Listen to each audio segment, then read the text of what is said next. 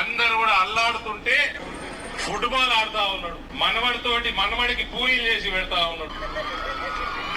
మళ్ళా దానికి కోట్ల రూపాయలు పెట్టి ప్రమోషన్ చేసుకుంటా ఉన్నాడు. అవులే నీ మనవడికి పూరీలు ఎవరైనా చేస్తారా? ఓ 15-20 వేలు ఇచ్చి మంట మనిషిని పెట్టుకుని చేయమను, నువ్వు వచ్చి పరిపాలన చేయరా బేవుకు. అరవింద్, నువ్వు ఇంతకు మనిషివేనా? నువ్వు చదువుకున్నావా? నీకు జ్ఞానం ఉందా? ఒక ఎంపీవి కదా నువ్వు. ఒక ముఖ్యమంత్రిని ఆరి అంటావా, అవులే అంటావా, బేకూఫ్ అంటావా? ఏం మనిషివేను? ఏం మనిషివి నువ్వు అంటున్నా? ఇంత బరితెగింపేంది నీది? పూరీలు చేస్తే ఒక the relation between grand father and grand son, ఒక తాత ఒక మనమడి ఎలా ఉండాలో ఈ దేశం మొత్తం చూసి నేర్చుకోవాలి. నీ లేక తండ్రిని లెక్క చేయకుండా, తండ్రి అంటే లెక్క చేయకుండా మాట్లాడినటువంటి దుర్మార్గమైన కొడుకులు అందరూ ఉండరు. ఒక తాత ఒక మనవడి యొక్క బంధాలను పెంపొందించి అనేక మంది తాతలకు మనవలకు ఉన్నటువంటి బంధాన్ని గొప్పగా చూపినటువంటి వ్యక్తి రేవంత్ రెడ్డి. ఆ బంధాన్ని కూడా అపహాస్యం చేసేటువంటి నీచపు బుద్ధి మీది. ఒక ప్రోటోకాల్ ప్రకారం ప్రజలు ఎన్నుకున్నటువంటి ఒక నాయకుడు అయి ఉండి అవులే, పొట్టోడా, బేకూఫ్ అంటావా? ఇంత పరిజ్ఞానం లేకుండా మీరు లీడర్లు ఇంత చిల్లర మాటలు మాట్లాడుకుంటూ సమాజాన్ని, ఎవరైనా మీ దగ్గరికి వస్తారా? ఎవడైనా మనిషి అంటే ఇంత చిల్లర మాటలు మాట్లాడితే ఏమైంది? నీకు పూరీలు చేస్తే నీకు మంటలు వేసి నాది. రోజు పూరీలు చేస్తున్నాడు లేచి పొద్దుగాల మీకు మధ్యాహ్నం. సిగ్గుండాలిగా మీకు మాట్లాడడానికే. 2.5 సంవత్సరాలలో ఒకసారి రిలేషన్ అనేది చూపించాలి. The affection between grand son and grand father అనేటువంటి విషయంలో కోట్లాది మంది ఇన్స్పైర్ అయ్యారు. ఇక్కడ మీలాక నీతి లేని మాటలు మాట్లాడు కాదు. ఏం పీకి పొడుస్తున్నది మీ ప్రభుత్వం? ఏమి కట్టలు కట్టి పెట్టిరు? దేశాన్ని సర్వనాశనం చేసి ఒక ప్రాజెక్టు లేదు, ఒక పాఠశాల లేదు, నాసిరకం పోరు పెద్ద ఊరి దిబ్బ. దేశాన్ని సర్వనాశనం చేసుకుంటూ సిగ్గుశరం లేకుండా కులమతాలతోని ఆటలు ఆడుకుంటూ మీరు మీటింగులు పెట్టి ఇంత ఇప్పిస్తారంట మీ మొఖాలకు, పాడు మొఖాలకు. ఏందా నువ్వు మాట్లాడేది?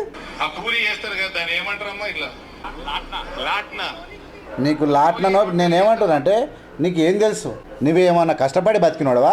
నువ్వు బర్రగాసినోడవా, నాగలి కొట్టినోడవా, దూళ్ళగాసినోడవా, పాలు విన్నోడవా, పెండ తీసినోడవా, ఉరం తీసినోడవా, ఒరేసినోడవా, కలుపు తీసినోడవా, గుడ్డుగా కొట్టినోడవా, జంబు కొట్టినోడవా, దంతె కొట్టినోడవా, ఎరువు బండి కొట్టినోడవా? ఎవడు నువ్వు?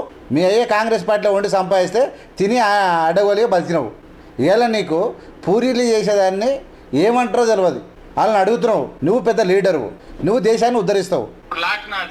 లాట్నా ముఖ్యమంత్రి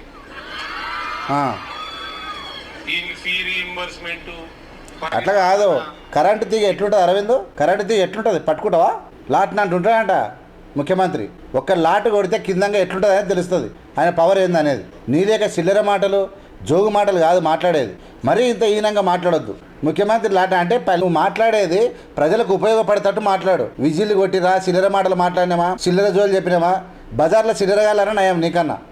చిత్తశుద్ధి శూన్యం.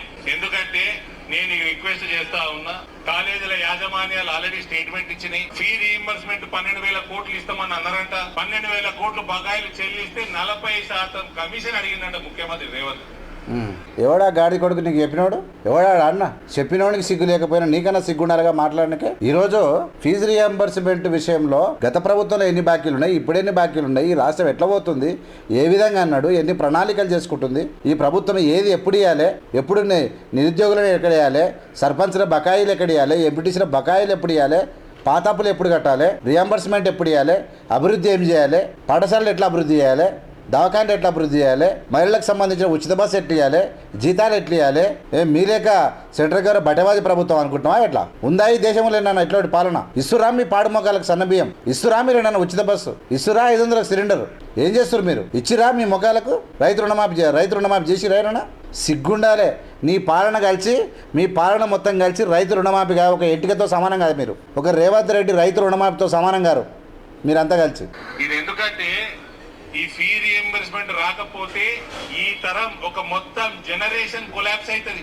నిచ్చెన ఎక్కి పై దాకా పోయి నిచ్చెన కూలిపోయినట్టు అవుతుంది. మొత్తం జనరేషన్ జెన్సీ మొత్తం కథం అవుతుంది. ఏం చేస్తాము? ఈ ప్రోగ్రామ్ పెట్టిండు, ఈ నుంచి స్టార్ట్ ఇందూరు గడ్డ డబ్బా పెట్టింది కదా, ఈ ప్రోగ్రామ్ కాగానే అందరు 40% మళ్ళీ వేసేయండి.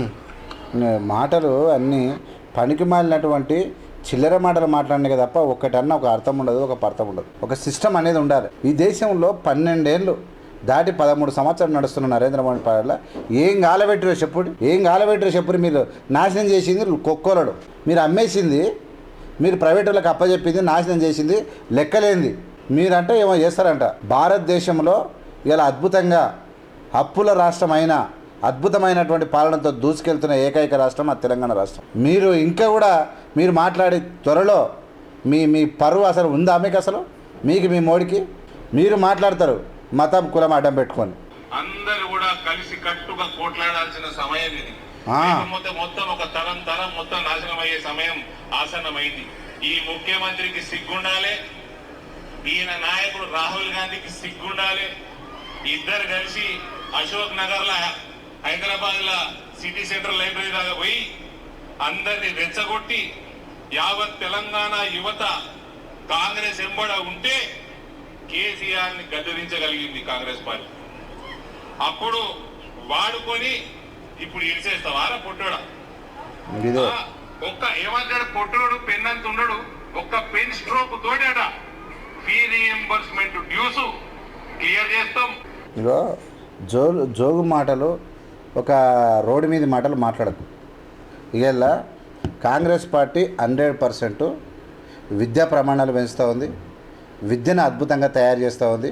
దేశ భవిష్యత్తులో ఇవాళ చరిత్రలో ఎక్కడ చేయనటువంటి తెలంగాణ రాష్ట్రంలో 60 ఐటీఐ సెంటర్లను ఈటీసీలుగా మార్చారు.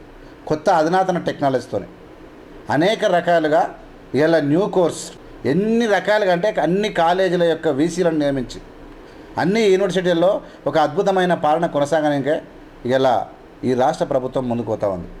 ఉద్యోగాల విషయంలో 100% 60,000 పైచిలకు ఉద్యోగాలు ఇచ్చింది వాస్తవమే. అంటే వీళ్ళు ఏమంటారు, కేసీఆర్ ఎగ్జామ్ పెట్టిపోయారు అంటారు. ఎగ్జామ్ పెట్టడం గొప్పతనం కాదమ్మా. ఈడ 10 ఏళ్ళు పరిపాలించి ఎగ్జామ్ పెట్టిపోతాంటే కాదు, ఉద్యోగం ఇచ్చి జీతం ఇవ్వాలి. ఉద్యోగాలు ఇవ్వడానికి ఎగ్జామ్ పెట్టడం ప్రాబ్లం కాదు, ఇక్కడ జీతాలు ఇవ్వడం ప్రాబ్లం. రాష్ట్ర బడ్జెట్ చూసుకొని చేయాలి. 100% అశోక్ నగర్లో ఉన్నటువంటి ప్రతి జ్ఞాన సంపన్నమైనటువంటి ప్రతి విద్యార్థిని ఖచ్చితంగా కడుపులో పెట్టుకుంటుంది. ప్రతి విద్యార్థిలో అందులో జ్ఞాన సంపన్న ఎవరైనా చేసిరా గ్రూప్స్కి సంబంధించిన ఎగ్జామ్స్ ఈ చరిత్రలో మొత్తం ఎన్నేళ్ళ నుంచి 10-20 ఏళ్ళ నుంచి పేరుకపోయిన ఎగ్జామ్స్ పెట్టలేదా? వచ్చి వద్దు ఎగ్జామ్స్ వద్దు వాయిదా వేయరు అన్నారు, అయినా పెట్టిరు కదా. ఖచ్చితంగా మళ్ళీ అదే జరుగుతుంది. వాయిదా వేయరని ఎంబడి పడేట రోజులు వస్తాయి. బరాబర్ ప్రభుత్వంలో ఉన్నటువంటి ప్రతి ఖాళీ ఉద్యోగాన్ని పూర్తి చేసి ఎన్నికలకు వస్తామని కాంగ్రెస్ పార్టీ చెప్పింది. దానికి కట్టుబడి ఉంది, ఇంకా ముందరికి పోతుంది. మీరు జొల్లు కూతలు కూసినా ఎన్ని మాట్లాడినా కాంగ్రెస్ పార్టీ రాహుల్ గాంధీ గారు, రేవంత్ రెడ్డి గారు, ప్రియాంక గాంధీ గారు ఖచ్చితంగా ఆర్టీసీ క్రాస్ రోడ్ వచ్చి విద్యార్థులకు ఇచ్చినటువంటి మాట ప్రకారంగా 100% ప్రభుత్వంలో ఉన్నటువంటి అన్ని ఖాళీలను ఫిలప్ చేస్తామని చెప్తా ఉన్నారు. ఖచ్చితంగా డౌటే లేదు. వీళ్ళు ప్రభుత్వం ప్రజలు ఉంటేనే, విద్యార్థులు ఉంటేనే, జ్ఞాన సంపన్నులు ఉంటేనే ఈ రాష్ట్రం బాగుపడుతూ ఉంది, ఈ దేశం బాగుపడుతుంది. నరేంద్ర మోడీ లేక సంవత్సరానికి 2 కోట్ల ఉద్యోగాలు ఇస్తామని ముఖం చాటేసినట్టు కాదు. ఈ రాష్ట్ర ప్రభుత్వం, రాహుల్ గాంధీ ఈ దేశం కోసం, ఈ ప్రజల కోసమే ఉంటారు. 100% అందరికీ ఉద్యోగాలు వస్తాయి. ఖచ్చితంగా ఆలస్యమైనా ఖచ్చితంగా భవిష్యత్తులో అన్ని ఖాళీలను ఫిలప్ చేస్తుంది. ఇక నీ అరవింద్ నువ్వు కామెడీ చేస్తావా, జోకులు మాట్లాడతావా, బూతులు తిడతావా, అది నీకే వదిలేస్తావున్నా. ఖచ్చితంగా ముఖ్యమంత్రిని కానీ అడవులుగా మాట్లాడినందుకు నాకు బాధ అనిపించింది. కానీ ఇది కూడా మాట్లాడినా, అది మాట్లాడకపోయినా పర్వాలేదు, ఎందుకంటే నీకు అలవాటు అయిపోయింది బూతులు తిట్టడం. ఇది కరెక్ట్ కాదు. చూస్తూనే ఉండండి ఏబిఎం మీడియా. లైక్ చేసి, షేర్ చేసి, సబ్స్క్రైబ్ చేసి ప్రజల్లోకి తీసుకుపోవాల్సిన విజ్ఞప్తి చేస్తున్నా. జై హింద్, జై భీమ్, జై భారత్.